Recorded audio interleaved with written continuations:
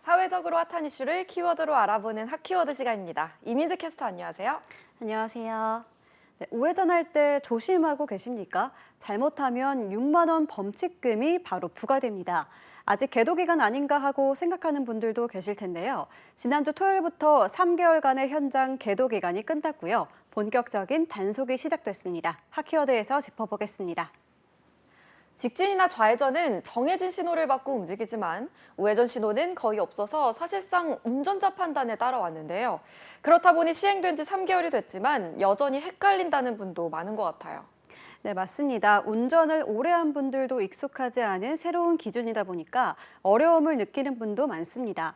딱 두 가지 원칙부터 우선 기억해두면 편합니다. 우회전 신호등이 있는 곳에서는 녹색 화살표가 들어왔을 때만 우회전을 할 수 있고요. 우회전 신호등이 없는 일반 교차로에서도 전방 신호가 빨간불이면 무조건 잠시 멈췄다가 우회전해야 합니다. 물론 규칙을 지켜가며 우회전하고 있더라도 보행자가 있으면 즉시 멈춰야 합니다.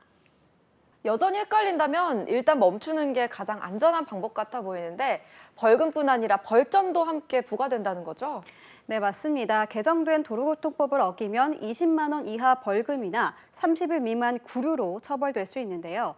범칙금을 내면 벌금이나 구류를 면제받게 되는데 승합차가 7만 원, 승용차가 6만 원, 이륜차 4만 원이고요. 벌점은 신호 위반 시 15점, 보행자 보호 의무 위반 시 10점입니다. 이렇게 우회전 차량의 규정을 강화한 건 그만큼 우회전 차량에 의한 사고가 잦았기 때문입니다. 네, 맞아요. 그동안 우회전 때 잘못해서 사고로 이어지는 경우가 참 많았는데요. 네, 맞습니다. 도로교통공단이 발표한 최근 3년간 우회전 교통사고 현황을 보면요. 전국적으로 5만 6천여 건, 무려 400여 명이 목숨을 잃었습니다.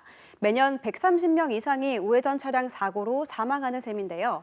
하지만 현실은 우회전 때 횡단보도 앞에서 일시정지를 하는 차량은 절반도 안 되는 현실이었습니다. 그런데 지난해 10월 경찰이 시범 단속을 실시하자 사고는 이전 한 달에 비해 절반 수준으로 급감하는 효과를 보이기도 했는데요. 우회전 차량 일시 멈춤은 보행자의 안전에 확실한 효과가 있었다고 합니다. 우회전에 대한 운전자들의 경각심이 높아지긴 했는데 사실 운전자로서도 헷갈릴만 하거든요. 우회전 신호등 설치를 더 늘리면 좋지 않을까 싶은데요. 네, 맞습니다. 경찰 역시 개정법 시행 이후 교차로 우회전에 대한 운전자들의 경각심이 높아졌지만 여전히 보행자가 다치는 사고가 계속되고 있는데요. 경찰은 앞으로 전국에 15곳밖에 없는 우회전 신호등을 차차 늘려 혼란을 줄여나가겠다고 밝혔습니다.